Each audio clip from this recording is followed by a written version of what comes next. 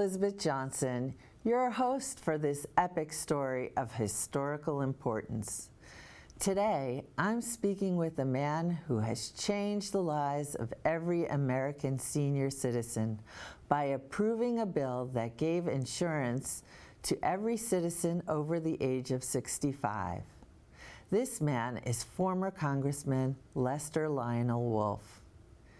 Everyone knows when they turn 65 years of age. As a citizen of the United States, you can enroll for Social Security benefits and receive Medicare, an important insurance benefit. But did you know that Medicare was only created in 1965? One of Lester Wolff's first acts in office was to co-sponsor a bill introducing Medicare to those collecting Social Security and provided Medicaid to citizens who could not afford to purchase insurance. This privilege we as Americans enjoy is just one of the many achievements that were accomplished by Mr. Wolfe, which benefit the citizens of our great country. Here to speak more about himself and the country he serves is the Honorable Lester Wolfe. Thank you so much and welcome to the show. Well, I'm glad that something like this does occur. What I mean by that is the fact that the public must have a voice, and you're providing it. Oh, thank you so much. It is truly a blessing to be here. I can't tell you. So, you know, at 101 years of age, you must have seen a lot of things, but talk to me a little bit about growing up in New York. I mean, I'm a New Yorker. I was born in Brooklyn. Okay. Mm-hmm. You were a New Yorker. You were born in New York City, right? I was born in Harlem. You were born in Harlem? Wow. Okay. In fact, I go back and visit it every once in a while. Yeah. And the changes that have occurred there are unbelievable. Yeah, I bet. It's totally different. Gentrified now a little bit more, That's right? Yes, I mean, it's really upscale in certain places. Yeah. And you find that, yes, I'm a native New Yorker, and I'm proud of being a New Yorker. There's a certain type, you know? Can't knock us down. So you grew up in Harlem with your parents, right? And did you have any siblings? No. Oh, so you're an only child? I'm a lone wolf. Oh, wow. So you made a big impact on the world. You know, that's also, I think, only children. I had interviewed this veteran once, and unfortunately he passed away, but he said he was an only child too. And what was the most important thing for him was to make a difference in this world and to leave a legacy. And I know you have done so. You got married at a very young age, right? Yes, I did. To your high school sweetheart? Not high school sweetheart. I met my wife first in elementary school. Oh my! Can you tell us a little bit about that? Well, I never recognized her as someone who would become a soulmate for the rest of my life.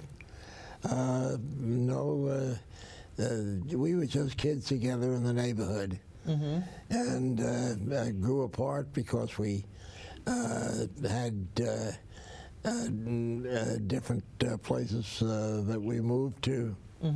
And I met her again at a friend's wedding when we were in our actually late teens. And what happened is the fact that I met her at that party, and then later on, I met her again at a second wedding, and invited her to my soft hop at NYU. Ah, I went to NYU too. Is that right? Yeah. What school? I'm not sure it exists anymore. It morphed into the business school, you know. I was at Commerce. Okay, see, it all changed, and That's right. That's CERN School now. So it was a school of business and public administration, something like that, BPA was at that time. My brother went there as well as my cousin. Great school. Absolutely. And you studied marketing and That's economics? Right. Marketing, economics, actually, my two majors. No, so you did a dual major? Oh, yes. Okay, because economics is really hard. So talk to me a little bit about, I know that you were lecturing at NYU and... When I got out of school, actually one of the professors that I served with at that time, or that where I was a student, asked me if I'd do some lecturing. And that's what I did right after getting out of school. And what did you lecture on? Marketing. Oh, okay. Marketing, and actually it has served me well because of the fact that down through my career, the whole idea has been to market myself in some way. And you've been very successful at that. Obviously, you were an orator at a young age. What did you do when you graduated from school? I mean, what was the first job that you had? There was an intervening period. Okay. The war took over. Yes, and you were a flyer, right? Yes. And you were civil patrol? Yes, and what happened is the fact that I was called up for service in the draft and was rejected because of asthma. Oh. And I did not be kept out of it, frankly. Okay. So I joined a group of ragtag guys that were either rejects or too old. And we started something that is now well, we have over 60,000 members of the Civil Air Patrol. But we were the guys that were flying crates along the East Coast here in anti-submarine patrol, because submarines were preying upon our shipping. Yes. And we had no aircraft really on the East Coast at all, because everything had been sent over overseas. So how did this you started this group, obviously? Well, I was one of the people that did it. A major factor was a man by the name of Gilrob Wilson, who was an aviation editor of a magazine. Okay. And he got a group of us together, and we saw that there was nothing that was stopping the attacks that were made on the tankers that were bringing oil to our industry. Okay. In fact, they were knocking them off on a regular basis. So we got whatever we could together and got into the air. How did you learn how to fly? I know I that had- wasn't taught at NYU. That was privately. I had done cool. that. That's amazing. And but- where did you fly out of? Did you fly out of? Actually, out of Long Island. We had a base here in Long Island. Okay. And Atlantic City was another base. Okay. And flew out of Mitchell Field, the old Mitchell Field. Yes, yes. So, but it was a group of daring do guys. I could definitely see you doing that. So after the war, I know that while you were patrolling for U-boats, that was your primary focus. Yes. Now, you had your girlfriend. Did you marry her then? I'm sorry? Your girlfriend, who became your wife. That's right, Did you yes. marry her Yes. then? Yes. Okay. And so did you live in New York? Yes. At the time? Okay. Yes. She was living in Manhattan, and I was actually in Washington Heights. Okay. That's a beautiful area. I Yeah, just it's a went down lovely there area. the other day. It's gorgeous, you know. So you got married, and the Had wars. 2 children. 2 children, a boy and a girl. Right. Who Who are now no longer children. That's- My son is 75, and my daughter is 73. My daughter's a professor at the State University teaching English and working in the poverty program as well. Oh, wow, that's wonderful. My son is a very successful lawyer who has just retired. He was the Assistant Secretary of Health during the Carter administration. So he did also follow in your footsteps. Well, he did, but we were, I had no role in his career, really. He was very bright, or he is very bright. Yes. He went to Amherst and graduated #1 in his class. Wow. Went on to Harvard and became he graduated summa from Harvard, so I'm really very proud of both of them. I'm sure you are. They are definitely noteworthy. So let's talk about your career then after the war.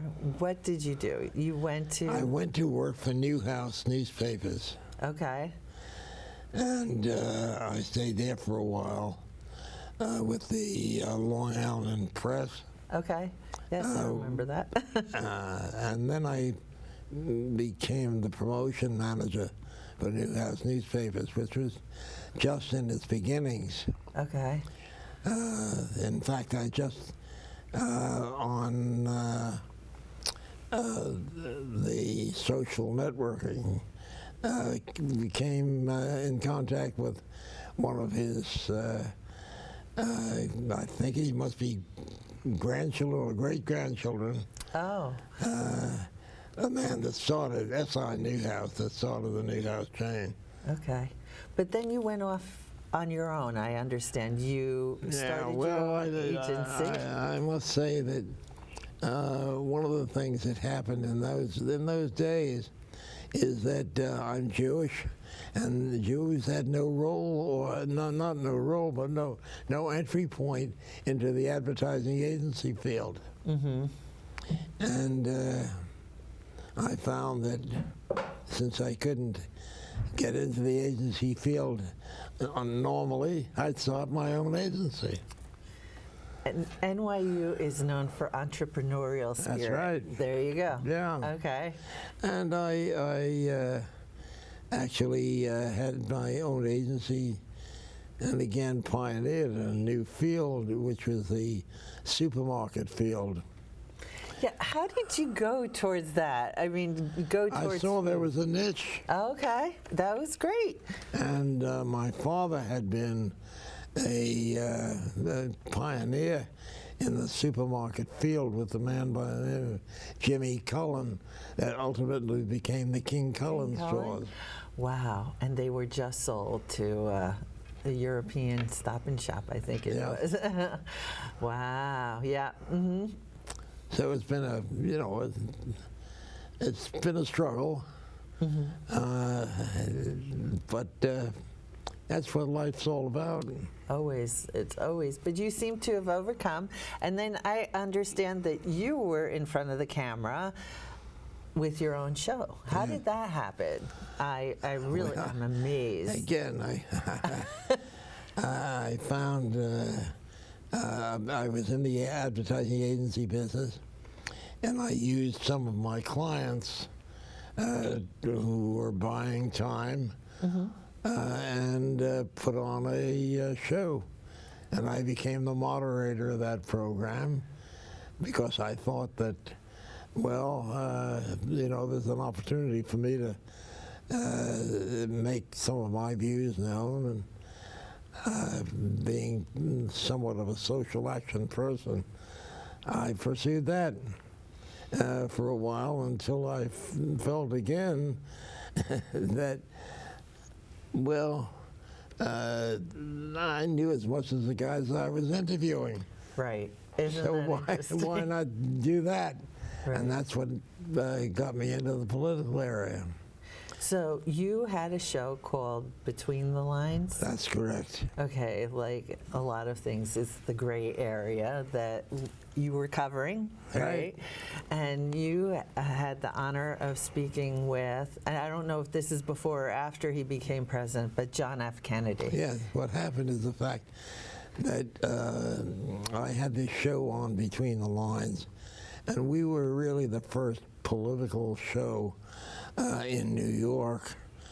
We started on Dumont Television, which was Channel 5, and then went from there to NBC. Right. And I was on NBC, it was back 1960, and there was a very important political commentator known by the name of H.V. Calvin Vaughan. And H.V. did not want to go to the convention in 1960, which is out in California. And he sent me out as a leg man to the convention. Okay. And what happened is that I actually interviewed John Kennedy at the time, and also Lyndon Johnson.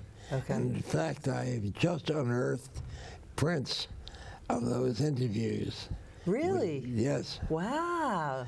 That's amazing. And at that time, John Kennedy was vying for the nomination, and we struck up a friendship which lasted for some time. And the man he said, "Why don't you get into politics yourself?" And I said, "Well, I'm happy. I've got an agency. I'm making a lot of money." Right. Exactly. So then what happened is the fact that the man who represented this district was a acerbic critic of John Kennedy when he became president. And at that time, after he became president, he said to me, "You know, really, you should get involved." And I did. I ran, and nobody ever gave me a chance because the man that I defeated was a 7-term member. Republican, right? A Republican, and the island was Republican at that time. Yeah. It's not anymore. Well, there's Now it's going to happen, there's always some differences. It was actually until Herb Tensor and I broke through and won our elections in 1964. We were the first Democratic members of Congress in the history. Really? For New York? No, for Long Island. For Long Island, okay. Now you ran at that time, I think, for the District 3, is that correct? Or? That was the 3rd District, yeah. And what did that cover at that time? Because I know that the It lines... was really the North Shore. Okay. So you were now in Great Neck. You moved to Great Right. Neck. I had moved to Great Neck probably 10 years or 8 years before that time. So in the 50s. Yeah. Okay. When they made that cute little story. But it covered the North Shore of Long Island, actually Nassau County. And then I was redistricted 3 times. Okay. In order to get rid of me, because the Republicans had the state legislature, which determined the district, and they felt they couldn't get rid of me any other way, so they redistricted me, even to the extent of my mother was living in Flushing in an apartment house, and they had that line drawn around that apartment house. Making her a constituent, or I shouldn't say a non-constituent, so that I wouldn't even get her vote. Oh. I always ran close elections, and I enjoyed politics. I'm still involved on the other side of politics, not being in office. Well, at the beginning of your career in politics, one of the key bills that has changed Americans' lives to this very day was sponsored by you. It was the introduction of Medicare. That's correct. Talk to me about that and why you felt that that was so important. Well, First of all, the Medicare vote in 1960, I should say it was 1960 that the vote occurred. And it went down. And they kept bringing it up, and it kept going down by one vote. And my predecessor was opposed to Medicare. And he was a one vote, so I huffed on to that because of the fact I saw that this was really something.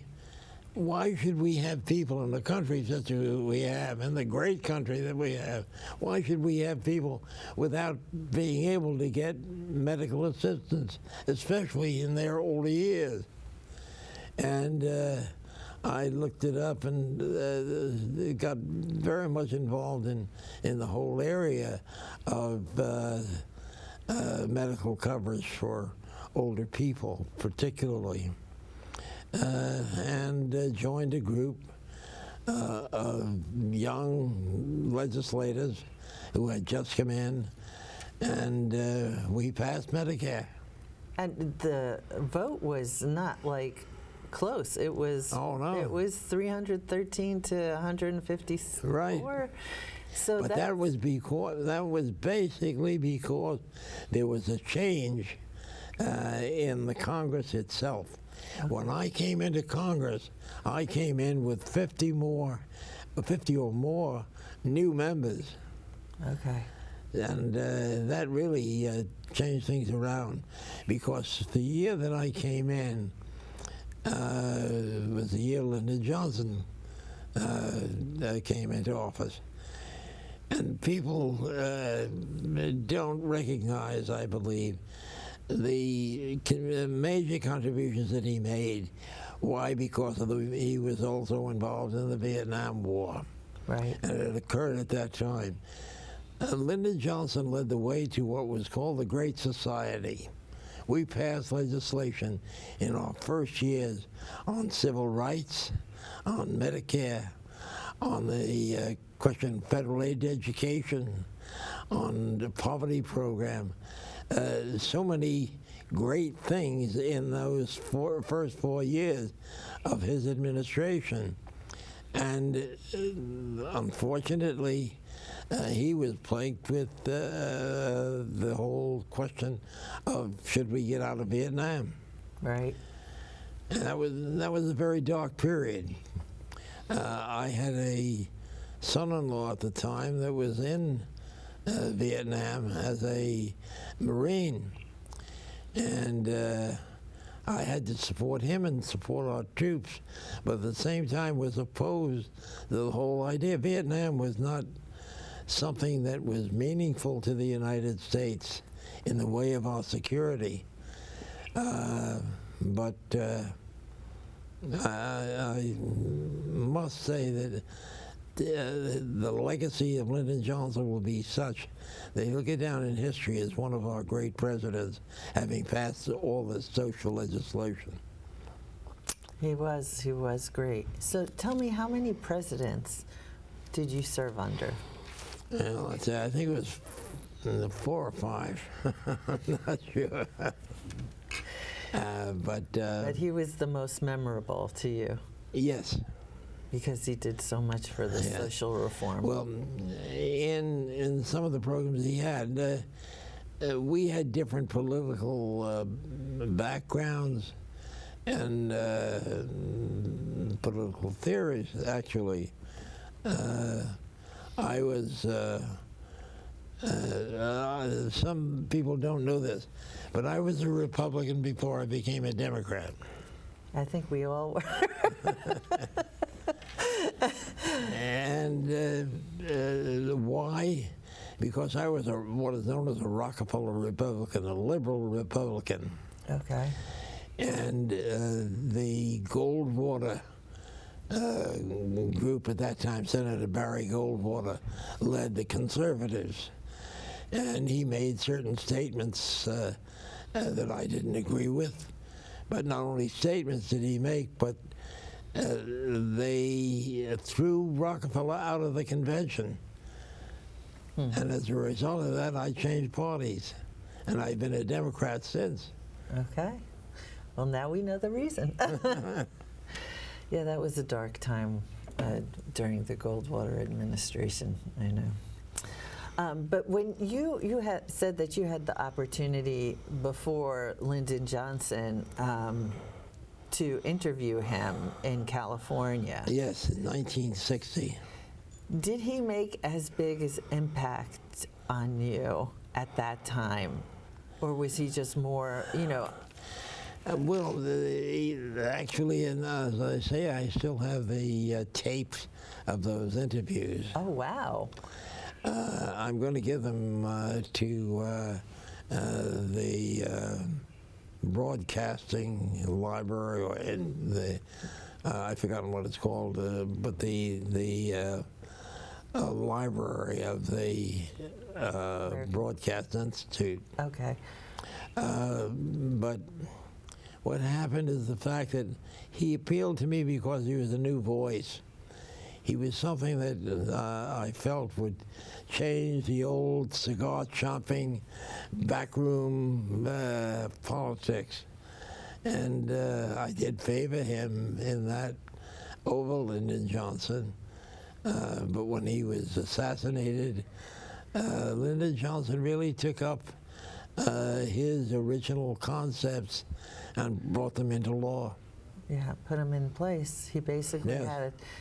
had a vision, and he wanted to accomplish those And goals. he had the political ability to get things done with the Congress. And why was that, would you say? Well, he used a sense of what can I call it? He had political acumen that many people do not have. Certainly, our president doesn't. Mm-hmm. Well, I have no comment on that. Well, I have great comments. Okay, I would love to hear them. I tweet every day. Does he tweet back to you? No, I don't think so. But I want you to know something, that recently, even with all my tweets that I have taken, not against him, but against his policies, he signed a bill recently making the North Shore wildlife sanctuary was just made, a bill was passed that Tom Swazi put in to name that sanctuary after me. Yes, I saw that. Congratulations. Yes, for the past month. So, I understood that during your term in office, there was, I guess they wanted to build some sort of road across from, whether it's Westchester to Glencoe? Well, Connecticut, actually. Right. Talk to us about that. Oyster Bay to Rye. To Rye, so that we don't have to get on 95. Right. I'd rather get on a boat, but... But the fact is that it would have despoiled what Long Island is all about, a bridge across the Sound. Mm-hmm. Because it's not the bridge itself, it's the points of access and egress from the bridge. And my friends along the North Shore felt very strongly about that. And Bob Moses, who was then the Parks Commissioner and an advisor, was the one that put that up with the idea of having a bridge because of commercial advantages.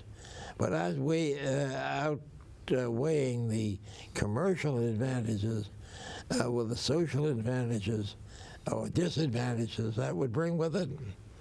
And really, the whole question was something that I felt very strongly about.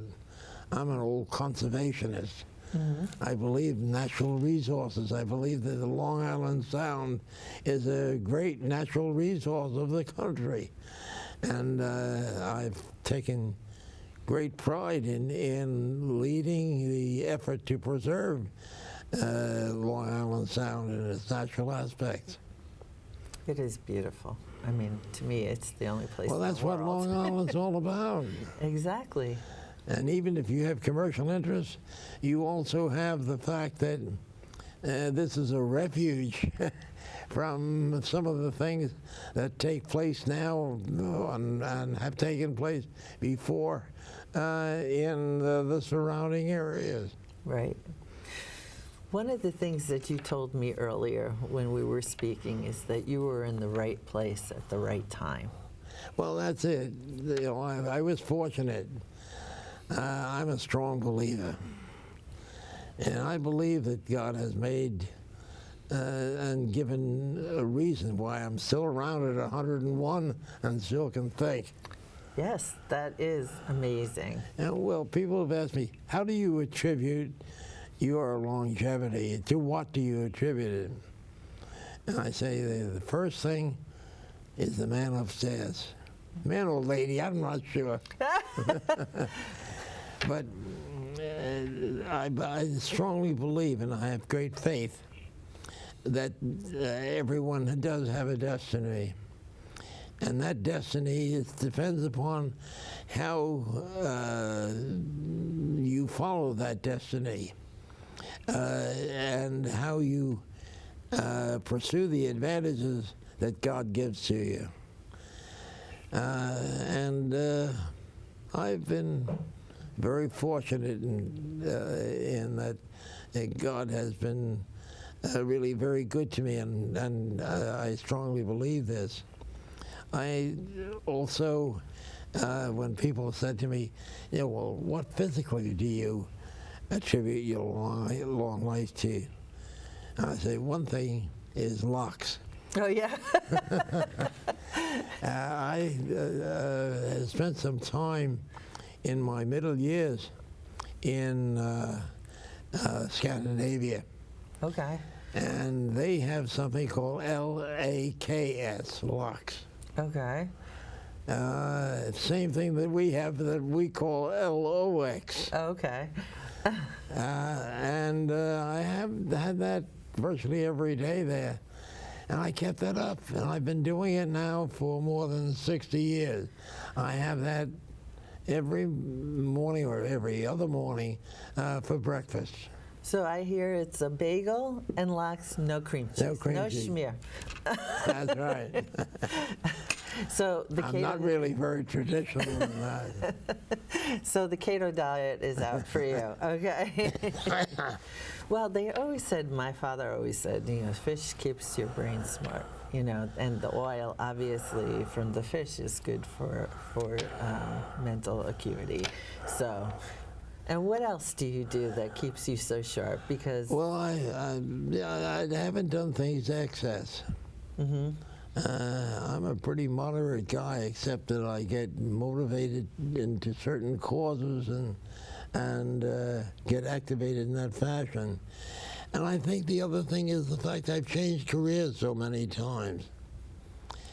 And that the stimulating.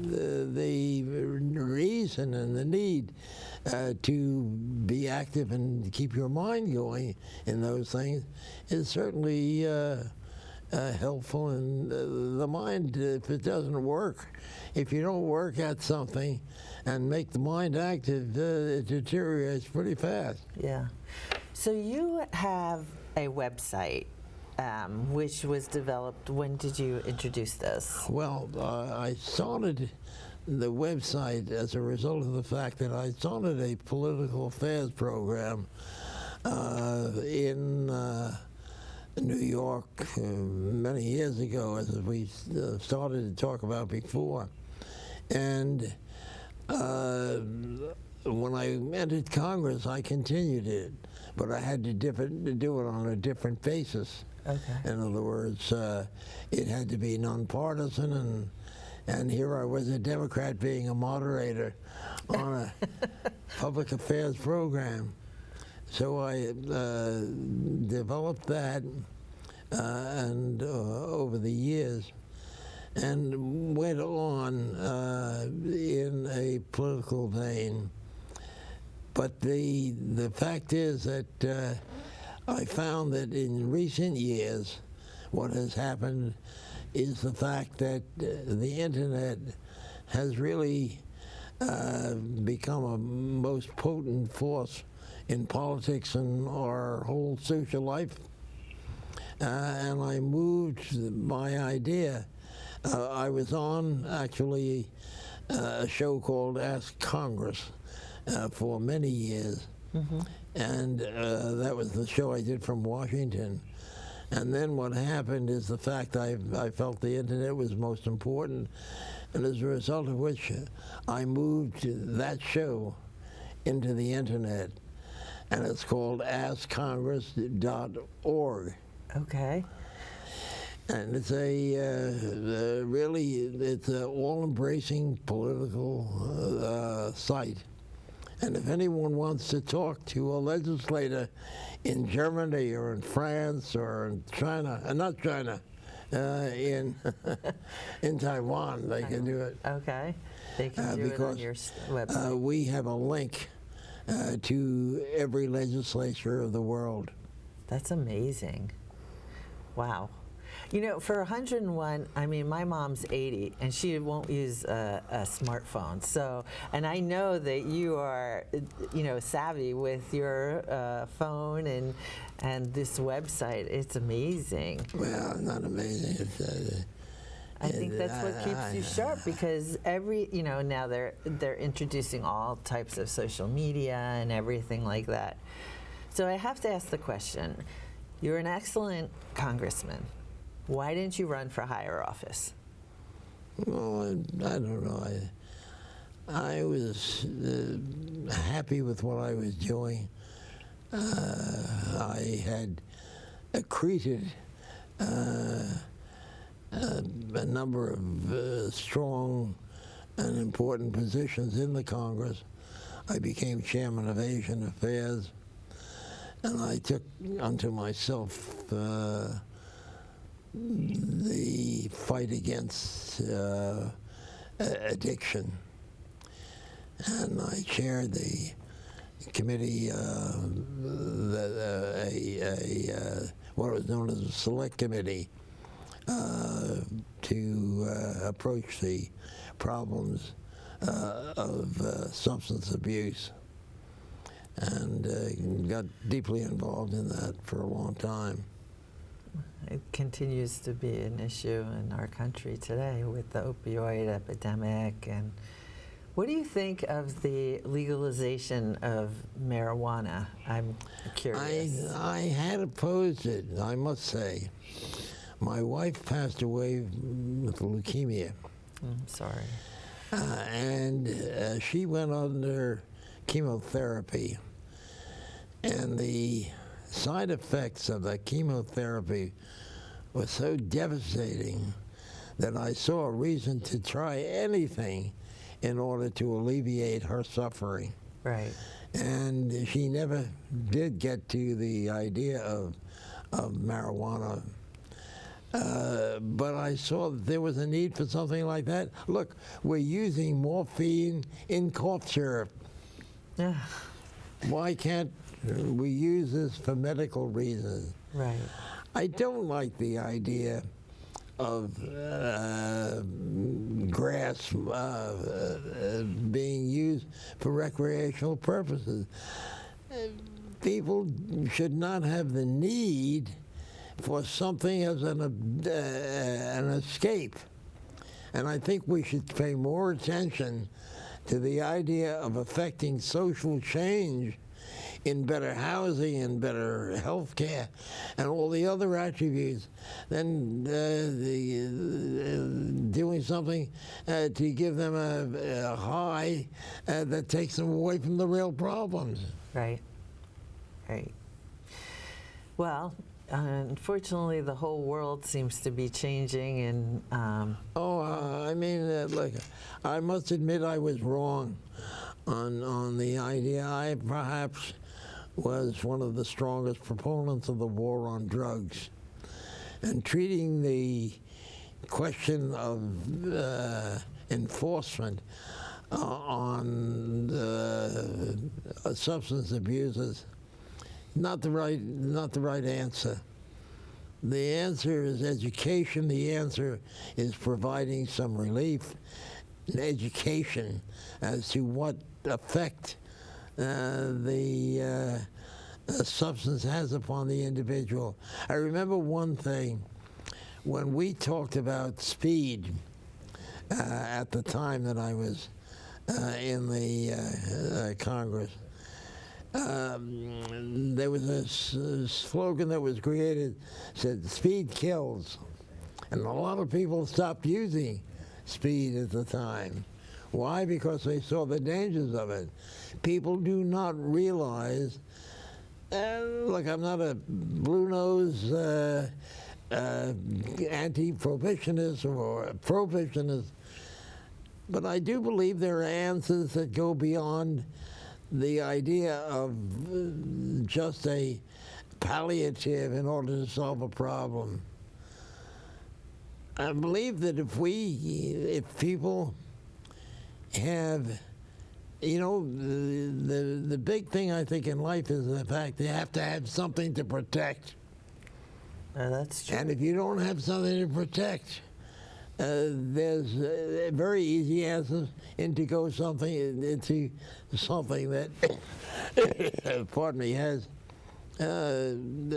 some deleterious effect upon people. The idea of the drug war, we sought out the sources of drugs. We sought out the sellers, the purveyors of these things. I couldn't get enough money from the Congress to get into education. And that's the important thing. Yeah. And treatment. I mean, addiction is a disease. And addiction is something that we in New York, with the opioid crisis that exists today, Yes. I find the medical profession responsible for part of that, because the way that they have treated women, where the medical profession treated women, what I mean by that is the fact a woman would go to a doctor with an illness of some sort, and he'd say, it's only in your head. Here, take this. Really. And it's laughable, but it's true. No, it is true. I know that. And I feel that is something that has got to change in our society. When you see, my daughter taught in the public school system for a while, and she saw kids coming to class in the morning, not having breakfast, not having any dinner the night before. Right. What effect does that have upon a child? I mean, we really got to do something about that, and not pay that much attention upon. I'm a strong believer in law enforcement, don't get me wrong. I think we don't give enough credit to our law enforcement people. And however, the problem of substance abuse is not solely in the hands of law enforcement, but it's in the hands of the educators and the practitioners, the doctors who do the prescribing. Yes. So, one of the things that come out I from want to take a drink, Cole. Absolutely. One of the things that at least I have seen, with science, things have gotten better, obviously, and the prescription of giving a pill to take care of a symptom rather than discussion, having someone to talk to. We have now a mental health epidemic because everything can be solved by a little pill, but I'm not That's sure right. that that's actually the correct way to solve things. And it's the evolution of our society. We make things great, but then we really don't, because what we're doing is not really taking care of the problem. We're just, either, giving a pill to do that, and why is cancer so prevalent? Why only certain people get cancers? It's and then suffer. My mom's a 3-time breast cancer survivor, and as a matter of fact, she worked in this very building a good number of years, and now she lives in Pennsylvania, which is away from whatever carcinogens are in this water. And is still alive at 81, and she was affected at 40. And then they said, if you live 7 years, you're a survivor. Everything is fine. 2 years later, boom, and then 3 years later, boom again. So it's our world has been impacted by what was here and what we've done to the earth, and now what we're doing to the people. How are we are solving things. Look how great a world would be. It's called in nirvana. If we could devote our attention to solving some of these situations of disease. Look at the fight now on climate control. People sit by and say, "Oh, what the hell?" That it doesn't exist because we're having longer summers or longer winters or something like that. You got to think about the future. Right. What about our kids and our grandchildren? Are they going to have the air to breathe, or are they going to have masks or something like that? The water that we drink. Even to the extent of the common cold. Solve that. Right. Why not? So, what do you feel that you need to accomplish yet? Now? Yeah. I don't know. Pardon me. Going back to what I said before about my faith, I believe that God has given me this longevity in order to accomplish something. What it is, I don't know. And if I had accomplished it, I'd have been gone long ago. Right. So there's something out there that I have to do yet. What it is, I don't know. But I'm here waiting. Don't take too long, God, because I'm 101 now.